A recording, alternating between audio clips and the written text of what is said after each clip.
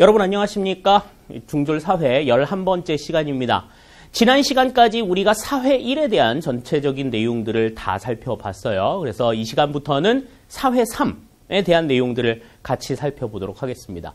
사회 3의 첫 번째 단원에서 여러분들이 기다리고 있는 내용은 자원에 대한 내용이에요. 그래서 자원의 개발과 이용에 관한 내용들을 한번 생각해 보도록 하겠습니다. 자원이라고 하는 게 어떠한 것들을 자원이라고 우리가 이야기를 하고 그러한 자원들의 종류에 따라서 각각의 자원들을 우리가 어떻게 활용을 하고 있는지에 대한 내용들이 이 첫 단원에는 나와 있거든요. 그 단원에 대한 내용들을 하나하나 생각을 해보도록 하겠습니다. 자, 첫 번째 내용 보시죠. 자, 우선 자원이라는 것이 무엇이냐 하는 것부터 우리가 생각을 좀 해봐야 될 것 같아요. 자, 자원이라고 하는 것은 인간의 생활을 유지하고 발전을 시키는 데 필요한 모든 것이다. 우리가 이렇게 설명을 합니다. 그래서 인간이 살아가는 데 있어서 필요한 모든 것들, 이런 것들을 우리가 자원이라고 이야기를 한다 하는 거죠. 그래서 자원이라고 하는 게 이제 어떤 조건을 갖추고 있느냐 하는 거는 일단 인간의 기술로 개발이나 이용이 가능해야 된다. 그러니까 인간의 기술로 개발이 되지 않는다면, 개발이 될 수 없는 것이라면 그거는 자원이라고 볼 수가 없다. 뭐 나중에 기술이 조금 발달해가지고 그걸 개발할 수 있는 기술이 생겼다. 그러면 이제 그게 자원이 될 수 있겠지만 인간의 기술로 개발이나 이용이 가능하지 못한 것은 자원이라고 볼 수가 없는 거죠. 또 경제적으로 가치가 있는 것이어야 한다 하는 것들. 그러니까 우리가 돌 그러면은 그냥 발에 채이는 돌들 뭐 이런 거는 경제적으로 가치를 느끼지 못하잖아요. 뭐 널리고 널린 게 돌이니까. 그런데 뭐 수석이라든지 뭐 대리석이라든지 뭐 이런 건축 자재로 쓸 수 있거나 아니면은 무슨 관상용으로 쓸 수 있는 그러한 돌들은 경제적인 가치를 나름대로 가지고 있기 때문에 우리가 그런 것들은 자원이라고 이야기를 할 수 있는 거라는 거예요. 자, 그러면 자원은 어떻게 분류가 되느냐 하는 겁니다. 자, 우선 첫 번째 좁은 의미와 넓은 의미가 있어요. 자, 좁은 의미의 자원이라고 하는 거는 우리가 흔히 천연자원을 이야기합니다. 자, 그냥 보통 석탄이나 철광석이나 석유나 천연가스와 같은 천연자원을 우리가 자원이라고 이야기를 한다 하는 거죠. 자, 그런데 지금 여기에서 말하는 식량자원, 원료자원, 동력자원, 이따가 이제 뒤에서 그 종류에 대해서 조금 살펴보겠습니다만은 이렇게 자연에서 얻을 수 있는 자원들, 우리가 흔히 자원이라고 이야기하는 것들은 이러한 자원들을 자원이라고 이야기하잖아요. 그런데 이 자원이라고 하는 것이 이러한 것만 있느냐? 그렇지 않다라고 하는 거예요. 자, 어떤 게 있습니까? 인간을 통해서 얻을 수 있는 자원들이 있어요. 조금 넓게 보면 이런 천연 자원을 포함하면서 천연 자원 안에 인간의 힘으로 얻을 수 있는 인간 자원들이 있습니다. 자, 인간에 의해서 얻을 수 있는 자원들은 어떤 게 있어요? 우선 첫 번째로 노동력 같은 거 있죠. 노동력이 대표적인 것들이 있을 거고, 또 인간이 가지고 있는 생각, 그러니까 인간의 어떤 창의적인 아이디어, 이런 것들이 또 자원으로 자리매김을 할 수가 있겠죠. 그러니까 이러한 것들까지도 천연 자원과 더불어서 우리가 자원으로 생각을 할 수 있다라는 겁니다. 넓은 의미의 자원이라고 하면 그런 것들이 있을 수 있다는 거죠. 또 이러한 노동력이나 아이디어, 이런 것들을 바탕으로 형성이 되는 문화, 이런 것들도 우리가 자원이라고 이야기를 할 수 있다. 그래서 막연하게 우리가 그냥 흔히 자원이라고 이야기하면 천연 자원들만 생각을 했었는데 조금 더 폭을 넓히게 되면은 이렇게 인간에 의해서 이루어질 수 있는 노동력, 아이디어, 문화, 이런 것들도 전부 다 자원에 해당이 된다라고 하는 것을 우리가 생각을 할 수가 있어요. 다음에 재생 여부에 따라서 순환 자원과 고갈 자원으로 나뉘어집니다. 자, 순환 자원이라고 하는 거는 재생이 가능해요. 태양력이라든지 풍력이라든지 조력이라든지 이런 것들은 태양열 같은 경우에는 재생이라는 의미가 조금 그렇습니다만 무한정 공급을 받을 수 있잖아요. 그죠? 태양열의 에너지가 점점 쇠약해지고 있어. 뭐 이런 얘기 안 들어오지 않습니까? 태양열은 항상 에너지를 발산을 하잖아요. 그래서 언제든지 쓸 수 있는 에너지, 이것을 우리가 순환 자원이라고 이야기를 합니다. 대개 이제 자연상에서 나타나는 그런 에너지들이죠. 그런데 고갈 자원이 있습니다. 이 고갈 자원이라고 하는 건 순환 자원과는 좀 다르게 한 번 사용해버리면 다시 사용을 할 수가 없는 그러한 자원들이죠. 그래서 뭐 재생 불가능한 화석연료 같은 것들이 대표적인 것들이 석탄이라든지 철광석이라든지 또 뭐 석유나 천연가스와 같은 이러한 자원들은 매장이 되어 있는 만큼만 사용을 할 수 있는 그러한 자원들이다. 그래서 재생이 불가능한 자원을 우리가 고갈 자원이라고 이야기한다. 이렇게 설명을 할 수가 있어요. 자, 그러면 이러한 자원들은 어떠한 특징들을 가지고 있느냐? 첫 번째, 가변성입니다.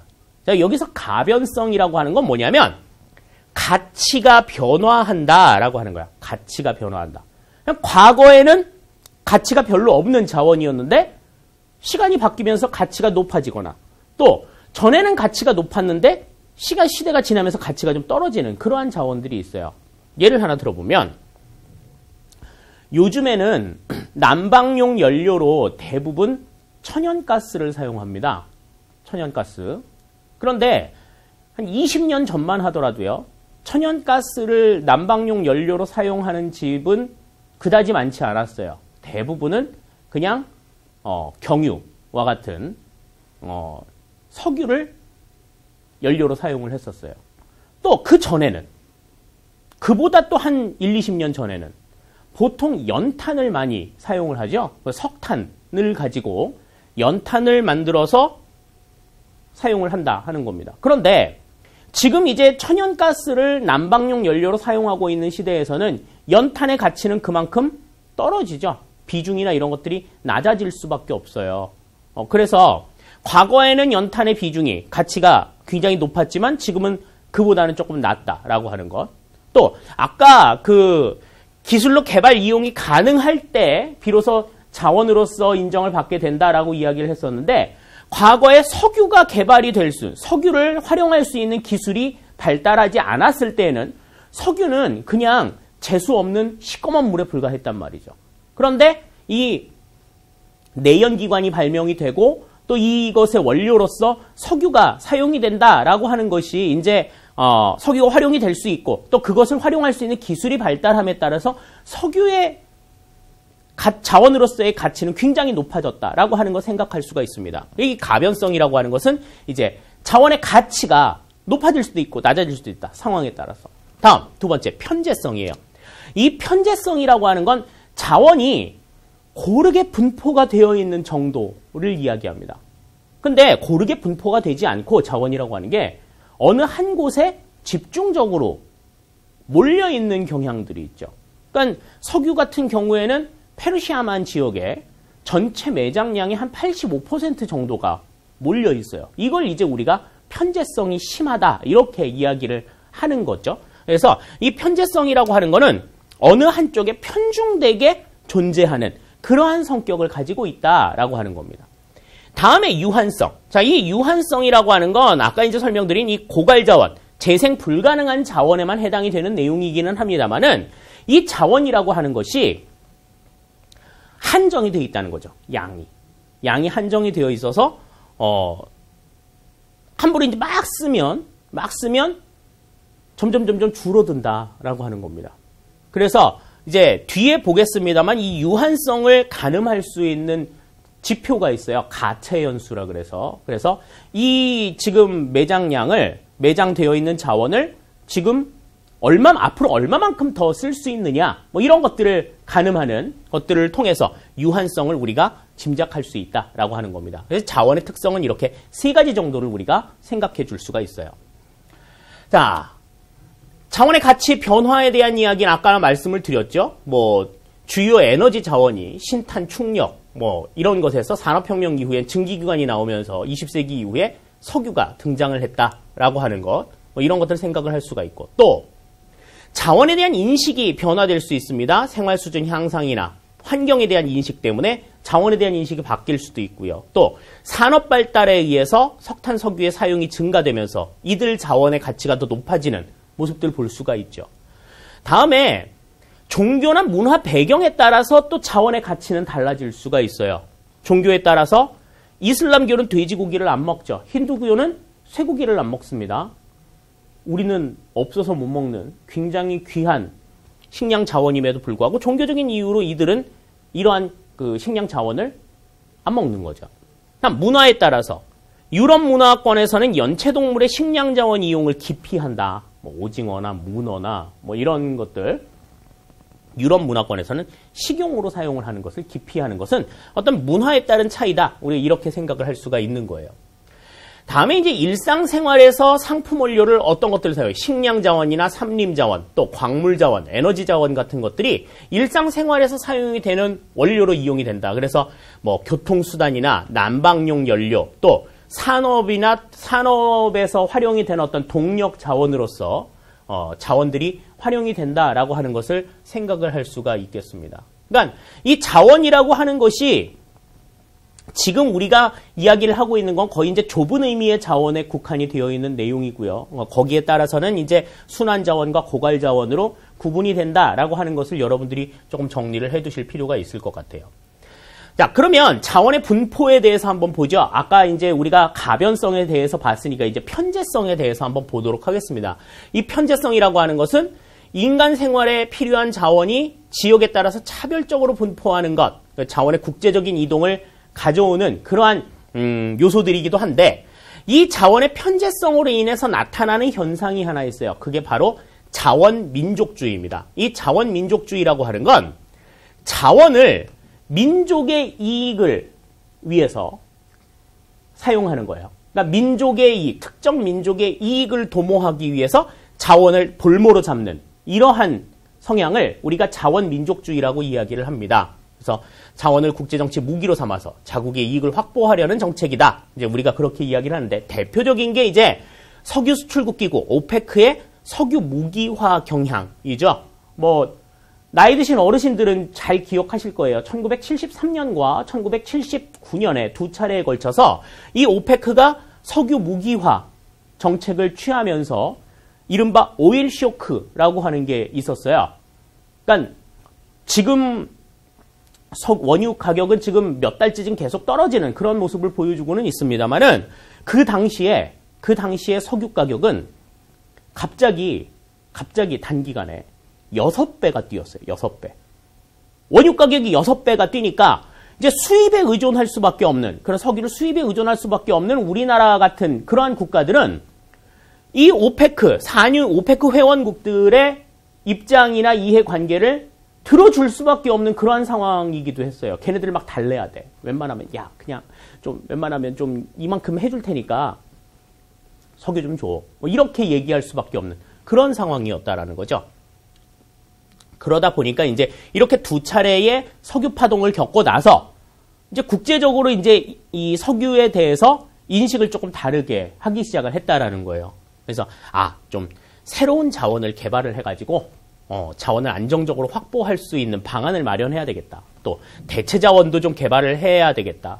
또 석유 자원이 있어도 그걸 개발할 수 있는 능력이 없는 그러한 국가들에 가서 우리가 석유 탐사라든지 이런 것들 해가지고 원유를 가져오는 이러한 노력들이 있어야 되겠다. 그래서 석유 파동 이후에 이 석유 자원에 대한 인식을 조금 다르게 하기 시작을 했어요. 자원민족주의를 극복하기 위한 하나의 방안으로서 이러한 노력들이 있었다 하는 것을 우리가 생각할 수 있습니다. 자, 다음에 이제 식량 자원이에요. 식량 자원은 많은 자원들이 있습니다. 많은 자원들이 있는데 세계 3대 자원이라고 하면은 세계 3대 식량 작물 그러면은 쌀하고 밀 그리고 옥수수를 들어요. 그런데 이 옥수수 같은 경우에는 대부분 이제 잡곡 또는 이제 뭐 짐승의 사료로 많이 이용이 되고 사람이 먹는 작물, 사람이 먹는 식량으로서 이용이 되는 거는 주로 이제 쌀하고 밀이거든요. 이 쌀하고 밀이 어떤 차이를 보이느냐 하는 것들에 따라서 우리가 이제 그 식량 자원의 특징들을 좀 생각을 할 수가 있어요. 이걸 비교하는 문제들이 시험 문제는 좀 상당히 많이 나옵니다. 우선 쌀은 일단 기온이 높고 강수량도 풍부해야 되고 평야지대에 있어야 된다. 그러니까 높은 기온이면서 강수량이 조금 풍부한, 다시 말해서 좀 수변한 기후여야 된다. 건조한 기후 지역에서는 쌀이 재배되기가 어렵다라고 하는 특징을 가지고 있어요. 그래서 우리나라를 비롯한 아시아 계절풍 기후 지역에서 주로 이 쌀들이 생산이 됩니다. 그래서 베트남이나 타이나 미얀마 같은 곳들이 이제 대표적인 쌀의 생산지로 잘 알려져 있죠.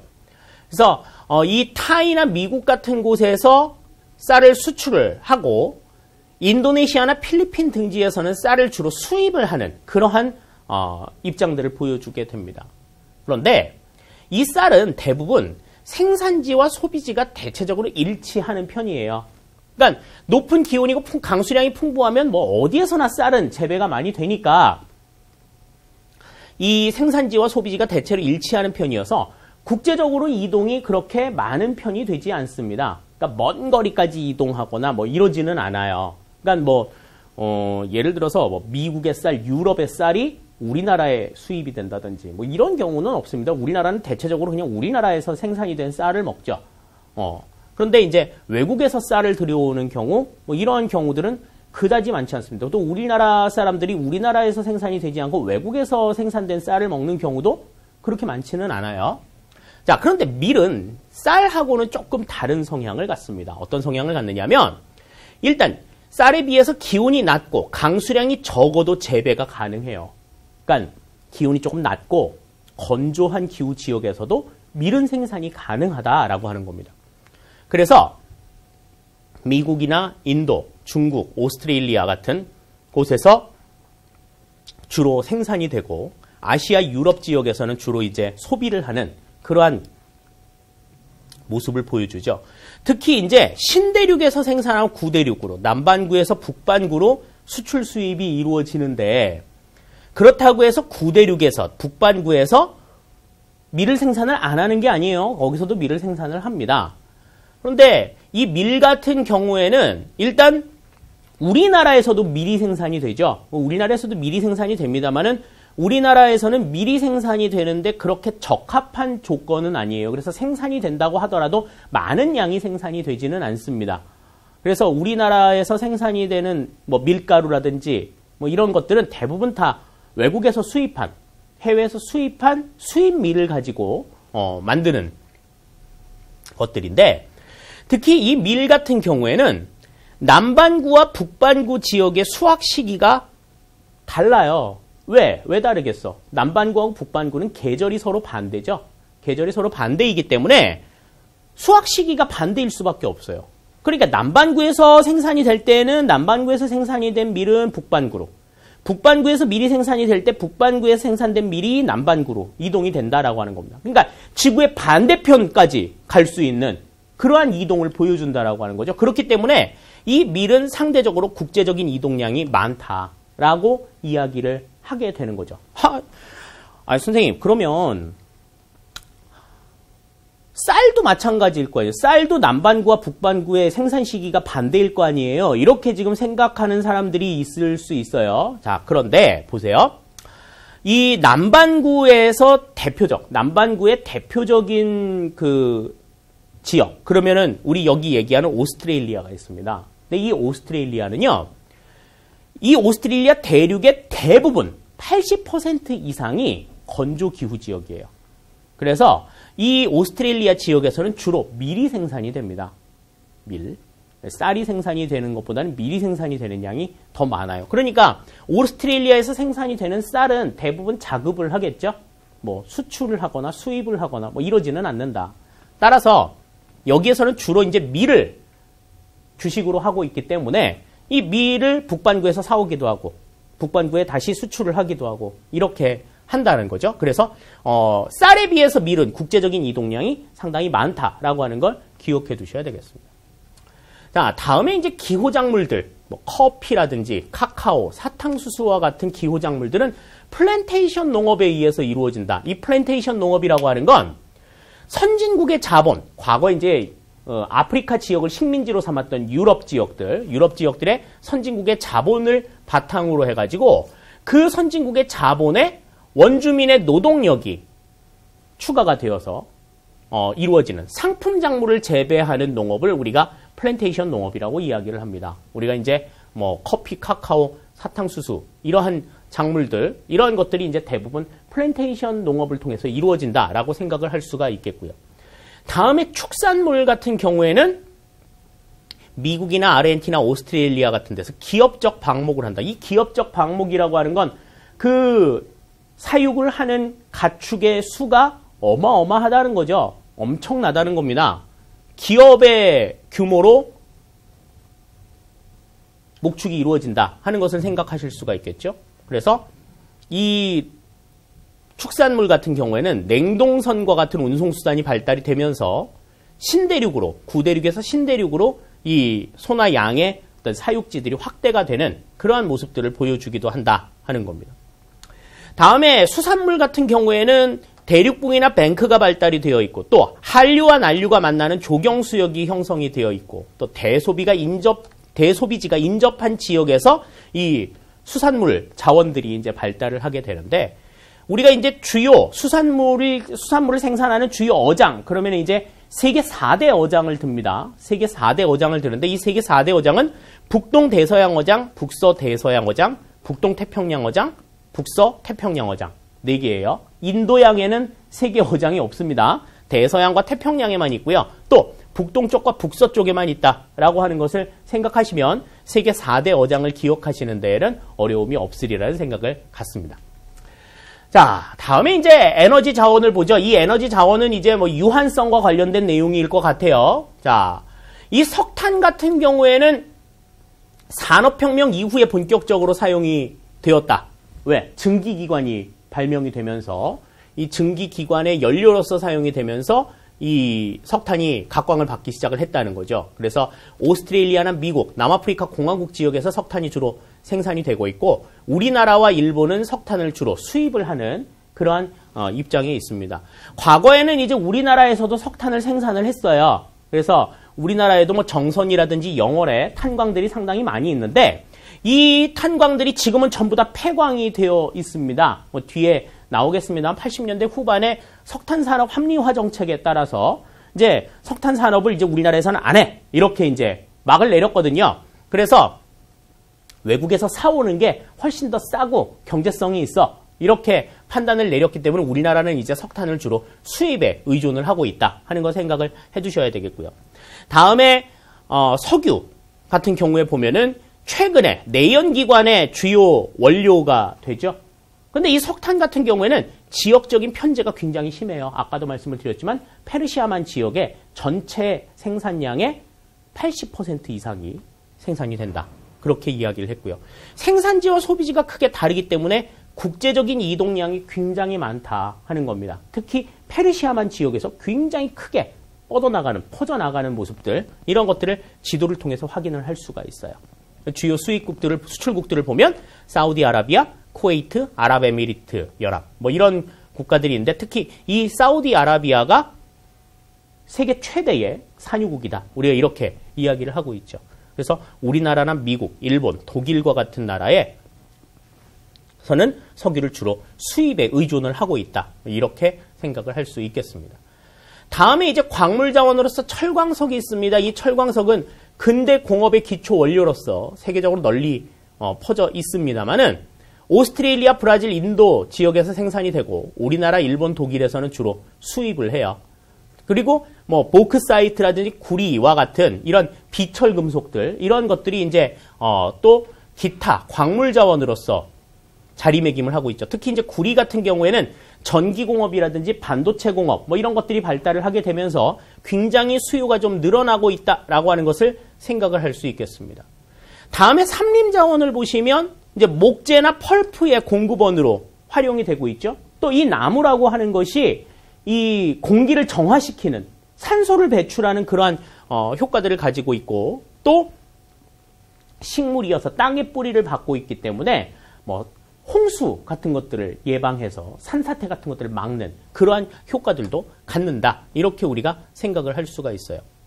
그래서 주요 삼림 자원은 이제 냉대림과 열대림을 들 수 있습니다. 그러니까 냉대림 같은 경우에는 나무의 종류가 굉장히 단순해요.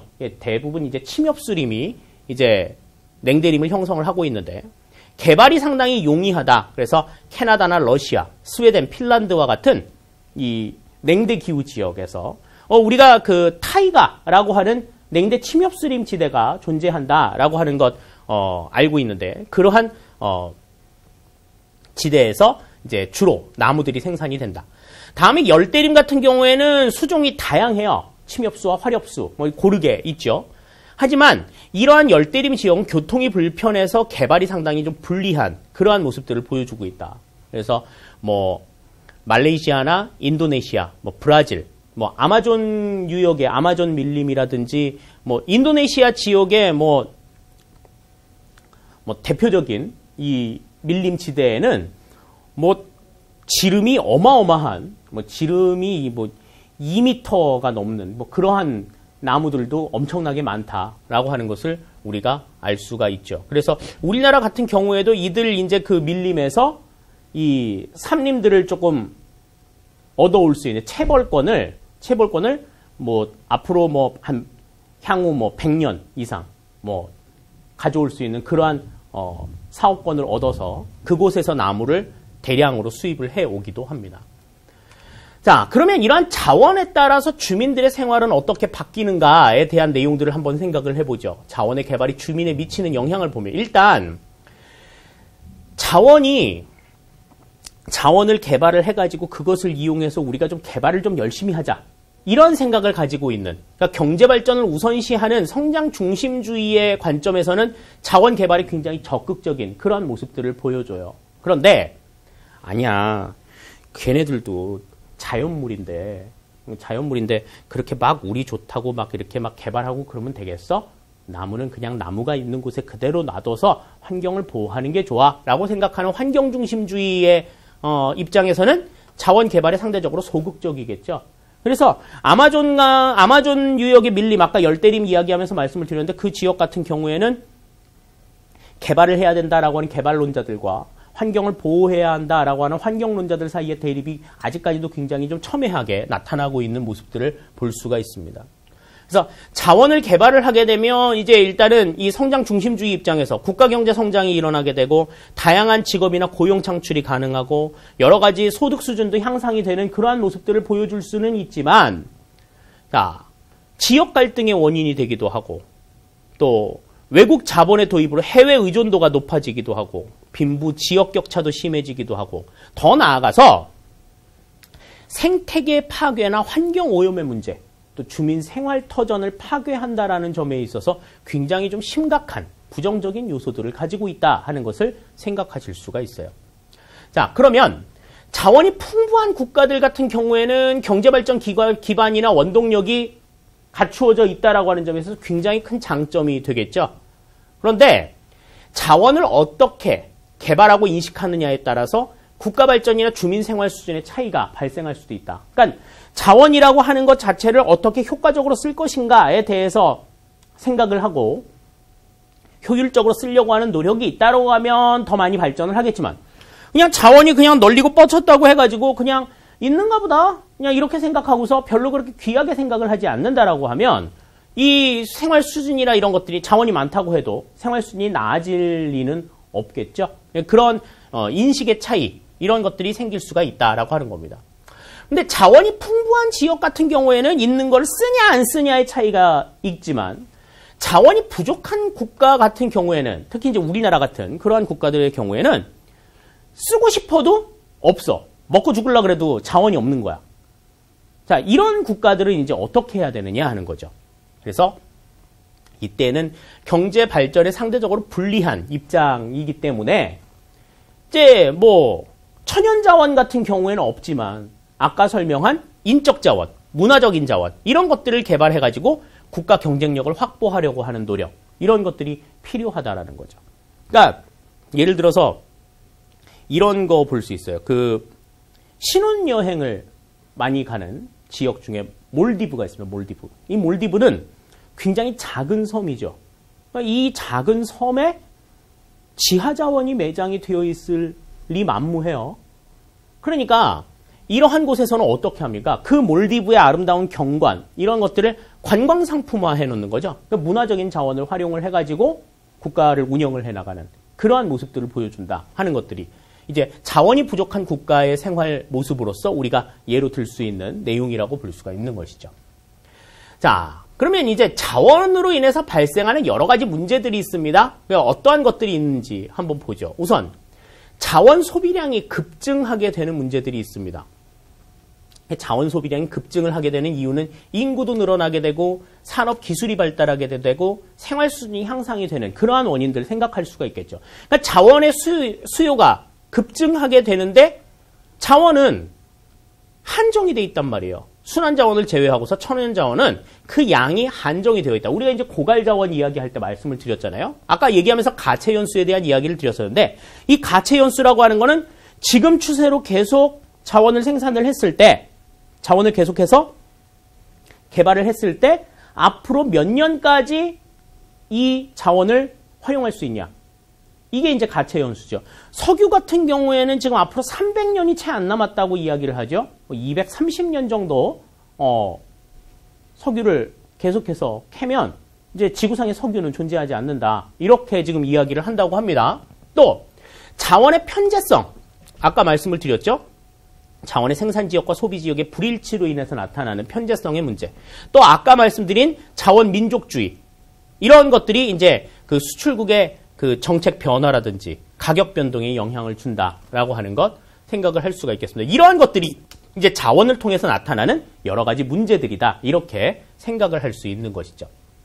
자, 다음에 이제 에너지 자원에 대한 내용들을 보시죠. 에너지 자원이라고 하는 건 이제 일상생활이나 산업활동에 동력을 제공하고 공업원료로 이용이 되는 자원들인데 이러한 자원들을 둘러싸고서 여러 가지 지역 갈등이 일어나게 됩니다. 자원 확보를 위해서 국가 간에 굉장히 치열한 경쟁들을 하게 되죠. 그래서 뭐 자원의 소유나 개발 또는 자원을 운반하려고 하는 수송로를 확보하는 데에 국가 간의 이해관계가 대립이 되어가지고 이러한 것들이 이제 전쟁으로 비화되기도 하는 그러한 결과들을 가져오게 됩니다. 뭐 카스피해, 북극해, 남중국, 동중국해, 페르시아만 연안, 기니만 연안 뭐 이런 지역들이 대표적인 분쟁 지역이라고 볼 수가 있죠. 또 에너지 자원뿐만이 아니라 물 자원, 굉장히 좀 중요한 자원이죠. 그래서 수력 발전의 에너지원이고 화석 연료를 대체할 수 있는 청정 에너지다. 그런데 이 물 자원이 이러한 뭐 에너지원이기도 합니다만은 식수로도 활용이 될 수 있는 그러한 자원들이잖아요. 그렇기 때문에 이 물 자원은 무엇보다도 굉장히 중요합니다. 그래서 하천 상류의 댐 건설이나 오염 물질을 방류하게 되면 하천 하류에 영향을 굉장히 많이 미치게 되죠. 그런데 이 하천이 국가를 뭐 지나서 막 이렇게 A 국가를 지나서 B 국가로 가고 막 이렇게 되면 상류 지역에서 오염 물질이 배출이 되면은 하류 지역에 있는 국가들이 상대적으로 피해를 입을 수밖에 없는 그러한 상황들이 발생을 하더라 하는 겁니다. 그래서 국제 하천 지역 나일강이나 겐지스강, 메콩강이나 요르단강 뭐 이런 지역들이 물로 인해서 분쟁이 일어나는 대표적인 지역이다라고 하는 걸 우리가 생각을 해주시면 될 것 같아요. 자, 그러면 이제 자원을 효율적으로 이용하는 방안에 대해서 한번 생각을 해보죠. 우선 인적 자원이나 문화적 자원이 굉장히 중요하다라고 하는 걸 우리가 좀 생각을 해봐야 될 겁니다. 그래서 이 인적 자원이나 문화적 자원이 왜 중요하냐? 천연 자원을 활용할 수 있는 기술이나 또 기존 자원의 어떤 가치를 높일 수 있는 것은 이런 인간들의 필요에 의해서 높아지는 거거든요. 그렇기 때문에 이 인적 자원이나 문화적 자원이 무엇보다도 중요하다. 특히 요즘에는 정보사회나 지식 기반 경제가 기반이 되고 있기 때문에 과거처럼 이제 과거에 각광을 받고 있던 자원들이 점점 변화하는 모습들을 보여주게 됩니다. 과거의 농업사회의 토지나 물, 산업사회에서는 에너지나 광물 자원이었지만 지금은 정보나 기술과 같은 이러한 요소들이 중요하게 여겨지는 그러한 시대죠. 그래서 특히 이제 정보나 기술, 뭐 지식 이런 것들이 무형의 형태를 가지고 있습니다만은 요즘의 산업에서 가장 크게 중요시되고 있는 그러한 자원이다. 이렇게 생각을 하실 수가 있겠습니다. 다음에 이러한 첨단 산업이나 문화 산업의 핵심 요소로서 굉장히 높은 경제적인 파급 효과를 가지고 있다 하는 것들 생각을 할 수가 있죠.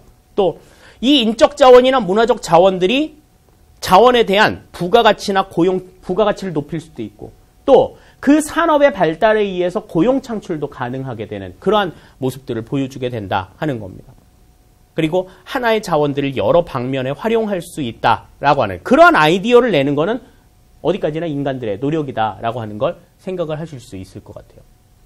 자, 우리나라와 일본의 인적 문화적 자원의 개발 활용에 대한 내용들을 보시면 우리나라와 일본은 상대적으로 천연 자원이 빈약하기 때문에 아까 말씀을 드린 대로 자원이 부족할 때는 인적 자원이나 문화적 자원을 적극적으로 개발할 필요가 있다라고 하는 거죠. 그래서 다양한 문화 산업이나 기술이 집약된 첨단 산업을 발달해가지고 천연 자원이 부족한 한계점을 좀 극복하는 그러한 모습을 보여야 한다라고 하는 겁니다.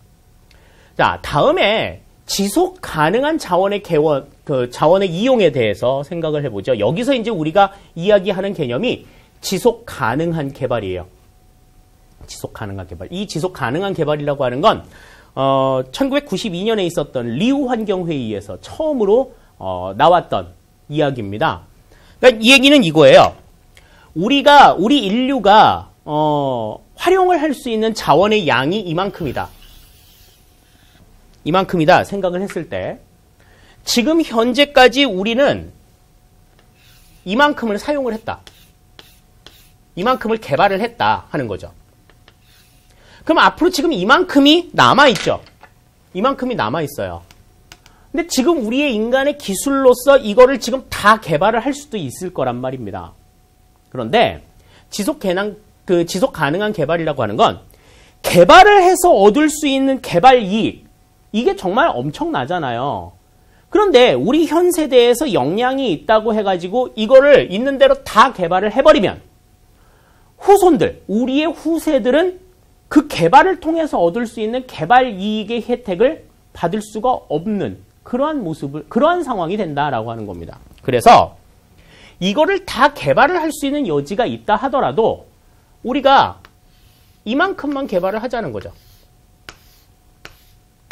이만큼만 개발을 하고 후손들을 위해서 개발할 수 있는 개발의 여지를 남겨놓자라고 하는 게 지속 가능한 개발이에요. 그래서 다음에는 또 이만큼만 개발을 하고 또 그 다음에는 요만큼만 개발을 하고 이렇게 점점 나아가면서 계속 후손들이 개발할 수 있는 개발의 여지를 남겨둠으로써 계속해서 개발을 해서 개발의 이익을 향유할 수 있도록 하자라고 하는 것이 바로 이 지속 가능한 개발의 의미다라고 하는 겁니다.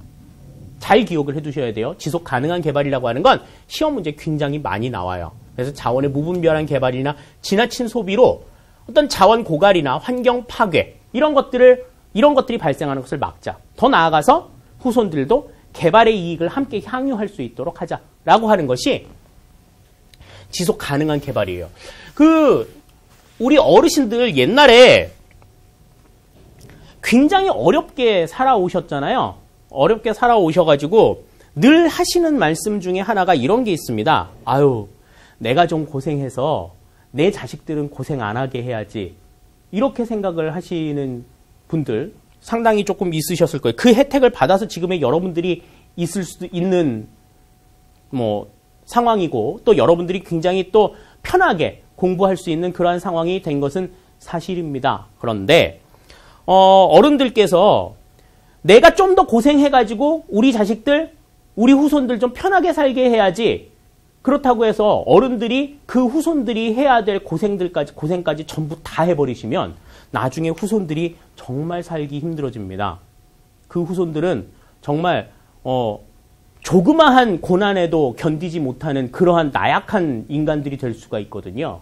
그러니까 이 지속 가능한 개발이라고 하는 게 이 자원뿐만이 아니라 인간의 생활에 있어서도 야, 이거는 너네들이 직접 몸으로 부딪혀가지고 고생해가지고 얻어야 돼 라고 생각하는 거는 고생할 수 있도록 해주셔야 됩니다. 그래서 하나하나 배워나가면서 그 배워나가는 기쁨을 계속 누릴 수 있도록 해주셔야 된다는 거죠. 아시겠죠? 자, 다음에 기존에 이제 개발이 되는 자원들에 대해서 새로운 매장 지역을 확보하는 게 필요합니다. 그래서 기존에 지금 이제 아직 탐사가 좀 이루어지지 않았던 남극이나 북극, 또 바닷속 깊은 곳, 심해 지역에 있는 자원의 탐사, 이런 것들이 있어야 되겠고, 또 지구 밖에 나가서 우주 탐사나 개발, 뭐 이런 것들 있어야 되겠고요. 또 상대적으로 개발이 좀 덜 되어 있는 아프리카 지역이나 남아메리카, 중앙아시아 일대의 개발, 이런 것들을 통해서 자원의 새로운 매장 지역을 확보하는 것, 이것이 필요하다 하는 겁니다.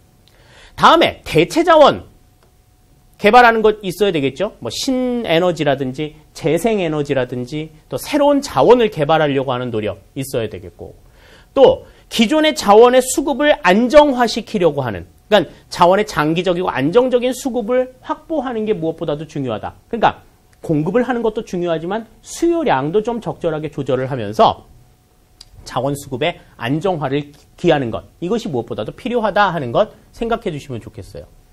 다음에 자원을 합리적으로 이용하는 방법은 자원의 양을 늘리는 것과 같은 효과를 갖는다. 그러니까 자원을 효율적으로 수요를 조절하는 것, 이렇게 해서 가체 연수를 연장하는 것이 자원의 효율적인 이용에 가장 큰 보탬이 되겠죠. 일단 자원을 절약하는 것이 무엇보다도 가장 필요합니다. 그래서 일상생활 속에서 자원 절약을 생활화하고 자원 절약형 산업을 육성하는 게 필요하겠죠. 그래서 뭐 우리가 뭐 냉방 시설이나 난방 시설 같은 것들 가동을 할 때도 뭐 설정 온도를 뭐 냉방 온도는 조금 한 2, 3도 올린다든지 난방 온도는 2, 3도 낮춘다든지 뭐 이렇게 해서 자원을 절약하는 그러한 방안들 생각할 수가 있겠고요. 또 에너지 소비 효율성을 제고하는 전자제품들을 활용한다든지 연비가 높은 자동차, 특히 뭐 요즘에는 뭐 바이퓨얼이라 그래서 그 전기와 가솔린 또는 뭐 LPG 가스와 가솔린 뭐 이렇게 두 개의 연료를 고루 사용하는 뭐 이러한 자동차들도 있죠. 그리고 하이브리드 자동차라 그래서 친환경 자동차들 뭐 이러한 자동차들 활용을 해가지고 에너지 소비 효율성을 제고한다든지 건축물의 단열재를 확실하게 사용해가지고 열 효율을 높이는 방법이라든지 이런 것들을 통해서 자원을 합리적으로 이용하는 그러한 방안들 생각할 수가 있겠습니다. 또 자원의 친환경 이용과 개발에 노력을 많이 할 필요가 있어요. 그러한 것들이 이제 아까도 말씀을 드린 신재생에너지 개발과 보급 그리고 자원 재활용과 같은 내용들을 생각할 수가 있겠죠. 기존에 사용했던 자원들을 버리지 않고 다시 재활용하려고 하는 노력들. 그래서 우리가 분리수거 같은 것들 많이 하잖아요. 분리수거 같은 것들 하고 또 일회용품 같은 것들 가급적 사용하지 않고 또 도시광산이라고 하는 게 뭡니까? 그 도시에서 이런 금속들 이런 것들을 얻어낸다라고 하는 거죠. 그러니까 예를 들어서 어떤 것들이냐면 우리가 이제 휴대폰을 교체하잖아요. 이 휴대폰을 교체를 하면 휴대폰 안에 있는 여러 가지 그 칩들이 있으면 금속 칩들 그러한 금속 요소들을 다시 모아가지고 재활용을 하는 것.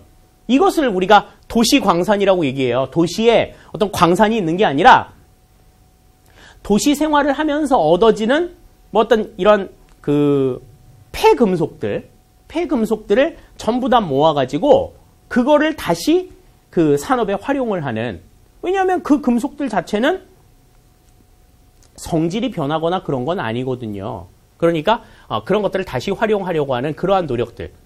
그러한 상황을 우리가 이제 도시광산이라고 이야기를 합니다. 그래서 이런 것들을 통해서 환경오염의 감소나 에너지 절약 효과를 누릴 수 있다.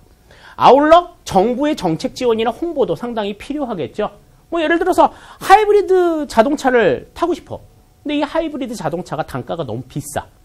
근데 쓰고는 싶은데 일단 쓰기만 하면 연료는 절약이 되는데 돈이 너무 비싸가지고 못 쓴다. 그럼 뭐 정부에서 정책적으로 뭐 보조 지원을 한다든지 뭐 친환경과 관련한 어떤 법령을 개정을 해가지고 보다 더 좀 친환경적인 상품들을 많이 사용할 수 있도록 이렇게 유도한다든지 이렇게 해서 정책적으로 지원하는 그러한 노력들이 있어야 한다라고 하는 걸 생각해 주시면 좋겠습니다. 자, 이렇게 해서 이제 우리가 전체적인 내용들을 전부 다 살펴봤어요. 이 자원이라고 하는 게 뭐 그냥 우리 주변에 널려있는 모든 것들, 이런 것들을 전부 다 자원이라고 생각하시면 이해를 하기가 훨씬 더 쉬우실 것 같아요. 그냥 막연하게 그냥 화석의 석유, 천연가스, 석탄 뭐 이런 것만 자원이다 이렇게 생각하실 게 아니라 조금 범위를 조금 넓혀서 우리 일상생활에서 흔히 보는 것들, 아까 설명한 도시광산에 대한 내용들도 그렇잖아요. 도시광산이라고는 우리가 흔히 사용하는 그냥 물건들 가운데 이제는 사용하지 않는 금속류들 전부 다 모아서 다시 활용을 하는 이러한 노력, 이런 것들이 필요하다라고 하는 것을 생각을 해주시면 자원에 대해서 이해를 하시는데 조금은 더 도움이 되리라는 생각을 가져봅니다. 자, 그러면 지금 이 단원에서 핵심적으로 강조하고 있는 내용들을 이제 문제통해서 같이 한번 살펴보도록 할게요. 1번 문제 살펴봅니다. 다음에서 설명하고 있는 자원의 특징은 그랬습니다. 보기 내용 보시면 자원에 대한 접근이 어렵거나 채광 비용이 너무 많이 드는 경우에는 경제 가치가 떨어지기 때문에 개발하지 않지만 과학기술이 발달하여 생산 비용이 낮아지면 자원으로 개발하여 이용될 수 있다. 그랬습니다. 그러니까 지금 이거는 접근이 어렵거나 채광 비용이 너무 많이 들 때는 자원에 대한 가치가 떨어지는데 이제 기술이 발달을 해가지고 생산 비용이 낮아지면 자원에 대한 가치가 높아진다라고 하는 거죠. 그죠? 그럼 이거는 뭐에 대한 얘기냐? 자원의 유용성, 자원의 편재성, 자원의 다양성, 자원의 가변성 중에서 여기서는 자원의 가변성이라는 거죠. 여기서 4번이 정답이 된다 하는 것 알 수가 있겠습니다. 그러니까 이 가변성이라고 하는 게 이제 가치가 변화한다 이런 얘기라고 의미라고 여러분들이 생각을 하시면 될 것 같아요. 다음 2번 보겠습니다. 어이구 굉장히 기네요. 다음 글들을 통해 알 수 있는 자원의 특징으로 옳지 않은 것은 그랬습니다. 뭐 자원의 특징 여러 가지가 있는데 옳지 않은 것 생각을 해보죠. 첫 번째 내용 봅니다. 석유는 과거에는 쓸모없는 검은 물이라고 불렸으나 현재는 국제 이동이 가장 많은 자원이다. 이거는 이제 그 자원의 가변성에 대한 얘기가 되겠죠. 다음, 대부분의 나라에서 쇠고기와 돼지고기는 중요한 식량 자원이지만 힌두교 문화권에서는 쇠고기를, 이슬람 문화권에서는 돼지고기를 금기시한다. 이거는 문화에 따른 자원의 활용, 여기에 대한 얘기입니다. 이것도 이제 그 문화에 따라서 자원의 가치가 서로 다르게 느껴지는 그러한 것들이죠. 다음, 우리 밀은 외국산 수입 밀에 밀려 자취를 감추었다가 최근 국제 곡물 가격이 상승하고 안전한 먹거리에 대한 중요성이 강조되면서 수요가 크게 증가하고 있다. 그랬습니다. 지금 이 세 가지의 내용은 전부 다 뭐에 대한 이야기예요? 자원에 대한 가치 가운데에서 가변성에 대한 내용입니다. 가변성. 그러면 그 특징으로 옳지 않은 것 그랬습니다. 사회 조건의 변화에 따라 자원의 가치가 달라진다. 맞는 얘기죠. 이 얘기는 맞는 얘기입니다. 다음, 환경에 대한 인식이 높아지면 자원에 대한 수요가 증가된다. 그랬습니다. 환경에 대한 인식이 높아지면 자원에 대한 수요가 증가하나요? 꼭 증가만 하지는 않습니다. 감소할 수도 있죠. 그죠? 자, 3번. 과학기술 및 산업 발달에 따라 자원의 가치가 변화한다. 맞는 얘기입니다. 그죠? 이게 이제 그 석유와 관련된 이야기잖아요. 다음, 종교 및 문화 배경에 따라 자원 이용 방식에 차이가 난다. 이 아까 쇠고기와 돼지고기에 대한 이야기가 바로 거기에 대한 이야기가 되겠죠. 따라서 2번 여기에서의 정답은 2번이 정답이 되겠습니다. 환경에 대한 인식이 높아지면 자원에 대한 수요가 꼭 증가하지는 않아요. 대부분 이제 천연자원 같은 경우는 감소하겠죠. 그죠? 순환자원의 수요는 좀 늘어나기는 하겠습니다만은. 그래서 자원에 대한 수요가 증가한다. 이거는 맞는 얘기가 아니다 하는 겁니다. 다음 3번입니다. 다음에서 설명하는 식량 자원은 그랬어요. 재배 조건이 춥고 강수량이 적은 기후에서도 잘 자란다. 냉온대 기후 지역에서 생산이 되고 있고 미국, 캐나다, 오스트레일리아, 아르헨티나, 프랑스, 우크라이나 등지에서 주로 수출을 한다 그랬습니다. 춥고 강수량이 적은 기후 지역에서 잘 자라는 식량 자원 뭐가 있었어요? 우리가 식량 자원 그러면 쌀하고 밀 두 개만 놓고 기억하라고 그랬었죠? 그런데 춥고 강수량이 적은 기후에서 잘 자라는 거는 아까 우리가 설명을 한 것 중에서는 밀이 있었습니다. 그래서 여기서는 2번이 정답이 되는 것 알 수가 있겠네요. 다음 4번입니다. 다음에서 설명하는 것은 그랬어요. 현재 자원 사용량과 매장량을 비교하여 추정한 앞으로의 자원 사용기간. 이걸 우리가 뭐라고 이야기하느냐. 앞으로 이 자원을 얼마만큼 더 쓸 수 있느냐. 요거를 계산해 놓은 지표. 이걸 우리가 뭐라고 얘기한다 그랬습니까? 가채 연수라고 이야기한다 그랬죠? 그래서 1번이 여기서는 정답이 된다 하는 것 알 수가 있겠습니다. 뭐 자원 활용 연수, 소유 연한, 유효 기간 다 이거는 아닌 말이고 가채 연수다. 가채 연수가 이걸 의미한다라고 하는 것 잘 기억을 해두세요. 다음 5번입니다. 다음 글에서 설명하는 것은 그랬습니다. 넓은 의미의 자원이다. 자, 아까 우리가 좁은 의미의 자원, 넓은 의미의 자원 그랬는데 넓은 의미의 자원이다. 그러면 천연 자원에 뭐가 첨가된다? 인적 자원, 인간 자원이 포함이 된다. 그랬죠? 학문, 예술, 종교, 전통, 역사유적, 사회, 제도, 사회 조직 등을 포함한다. 그랬습니다. 여기에서 해당이 되는 것. 자, 넓은 의미의 자원에 포함이 되는. 그러니까 지금 여기에서 이러한 것들을 포함하는 거는 지금 어떤 게 있어요? 인적 자원, 인적 자원이라고 하면은 일단은 뭐 노동력, 그다음에 아이디어, 뭐 이런 것들을 생각할 수가 있겠죠. 근데 지금 문화적 자원, 그러면은 지금 여기에 말한 요 내용들을 포함한다라고 하면 이거는 문화적 자원이 해당이 되는 것 같습니다. 2번이 여기서는 정답이 되는 것 같고, 천연 자원 역시 넓은 의미의 자원에 들어가기는 합니다만은 이 내용들을 포함하지는 않죠. 사회적 자원도 마찬가지입니다. 그러니까 전부 다 넓은 의미의 자원이기는 한데 지금 두 번째 요 내용들을 포함하고 있는 것들은 문화적 자원에 해당이 된다. 우리가 이렇게 이해를 해두시면 될 것 같아요. 그래서 5번의 정답 2번이 되겠습니다. 다음 6번입니다. 자원의 친환경 이용 방안에 해당하지 않는 것은 그랬어요? 않는 것. 첫 번째, 도시광산을 활용한다. 아까 도시광산의 의미 설명을 드렸었죠? 맞는 얘기입니다. 재생에너지를 활용한다. 그렇습니다. 이것도 방법이 될 수 있어요. 자원 절약형 산업을 육성한다. 맞는 얘기죠? 자, 그럼 4번이 정답일 텐데 화석연료 사용 비중을 높인다. 화석연료의 사용 비중을 낮춰야 친환경 이용이 될 수가 있겠죠. 따라서 6번의 정답은 4번이 된다 하는 것 알 수 있겠네요. 다음 7번입니다. 다음 자료의 공통적인 특징으로 옳은 것은 그랬습니다. 자, 내용을 보시면 미국 디즈니사가 제작한 만화 영화 중 가장 인기 있는 주인공 캐릭터 미키마우스. 미국에서 제일 유명한 영화배우 중에 하나죠. 미키마우스. 옛날에 이 그 월트 디즈니가 이 굉장히 가난했을 때 이 자기 집에 들어온 생쥐를 보고서 그렸다고 그래요. 그래서 정말 그 어렵던 시절에 그 생쥐를 보고 이 미키마우스를 그려가지고 자 시쳇말로 대박을 터뜨린 거죠. 다음 일본의 애니메이션에 나오는 가상생물 캐릭터 토토로. 네, 이 토토로는 두더지처럼 생겼죠. 두더지.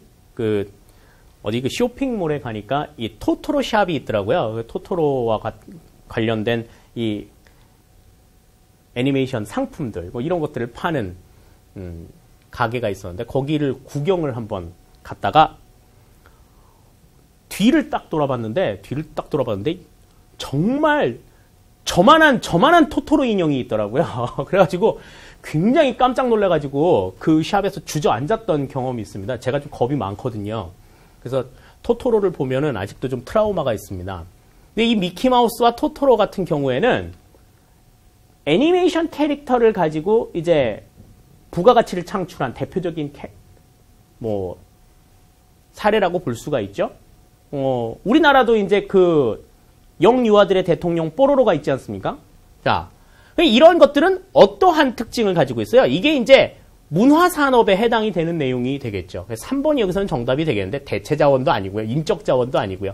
정보산업이라고 보기도 어렵고요. 이건 문화산업입니다. 문화산업, 캐릭터, 상품 산업 이런 것들이 앞으로 이제 이러한 산업들이 점점 더 발달이 될 수가 있겠죠. 다음 8번입니다.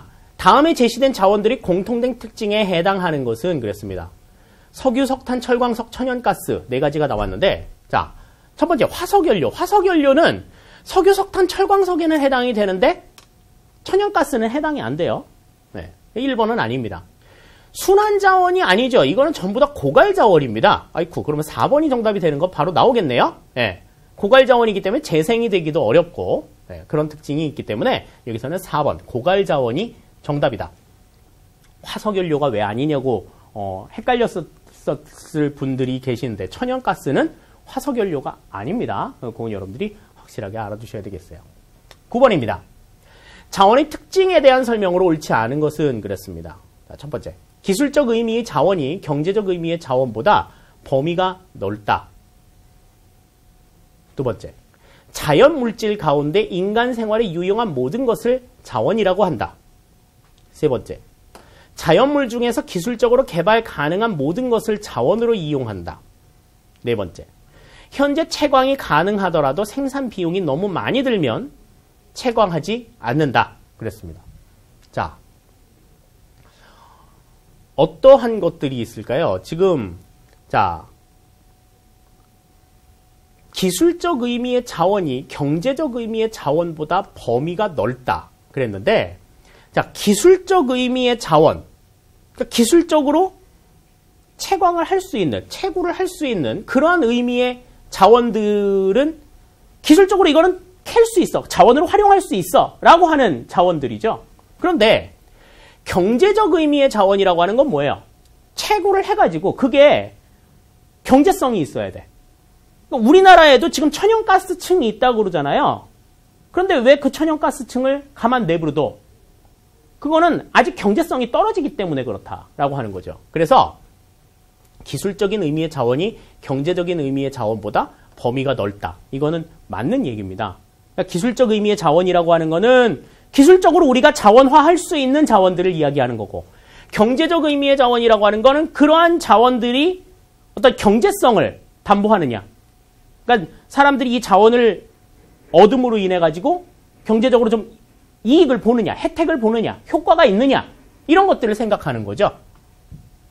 각각의 의미들 생각을 해두셔야 될 거고, 자연물질 가운데 인간 생활에 유용한 모든 것을 자원이라고 한다. 이건 자원의 의미가 되겠고, 자연물 중에서 기술적으로 개발 가능한 모든 것을 자원으로 이용한다? 아니죠. 아까 1번에서 설명을 드렸잖아요. 현재 채광이 가능하더라도 생산 비용이 너무 많이 들면 채광하지 않는다. 이게 이제 경제적인 의미의 자원들을 얘기하는 거니까, 여기에서는 지금 3번이 틀린 내용이 되겠습니다. 기술적으로 개발 가능한 모든 것을 자원으로 이용하지는 않는다 하는 것, 이걸 여러분들이 기억해 두시면 좋겠어요. 자, 다음 10번입니다. 자원 개발의 부정적 영향에 해당하지 않는 것은 그랬습니다. 부정적인 영향이 아닌 것, 그렇으면 이제 긍정적인 영향을 생각해야 되겠죠. 환경오염 심화됩니다. 도시인구 증가되죠. 주민생활 터전을 파괴하는 모습들을 보여준다. 다음, 외국 자본의 의존도가 증가하게 된다. 그랬는데, 자, 지금 도시 인구가 증가하는 것이 자원 개발의 부정적인 영향이라고 볼 수 있을까요? 이거는 부정적인 영향. 이거는 자원 개발하고 아무런 상관이 없잖아요. 그죠? 네. 그러니까 자원 개발을 해가지고 도시 인구가 증가한다? 그 도시 인구가 증가하는 게 부정적이다. 물론 도시 인구가 많아지는 거는, 집중이 되는 거는 좀 폐단이 많습니다만은, 도시 인구가 단순하게 증가되는 이 모습 자체를 부정적이라고 보기도 어려울 뿐만 아니라, 이 도시 인구가 증가하는 건 자원 개발이랑 아무런 상관이 없다 하는 걸 여러분들이 이해해 두셔야 되겠어요. 그래서 10번의 정답은 2번이 되겠습니다. 자, 이렇게 해서 우리가 자원의 개발과 이용에 대한 내용들을 간단하게 전부 다 살펴봤습니다. 계속해서 말씀을 드리지만, 이 자원이라고 하는 것은요, 우리 주변에 굉장히 많이 널려 있는, 그러니까 우리 바로 옆에 손을 뻗으면 닿을 곳에도 있는 그러한 우리 생활에 정말 유용한 모든 물건들을 이야기한다라고 생각을 해두시고, 그러한 자원들을 어떻게 좀 효과적으로 쓸 것인지, 그러한 것들에 대해서 고민을 하시면서 이 내용들 정리하시기를 바라겠습니다. 수고하셨습니다. 감사합니다.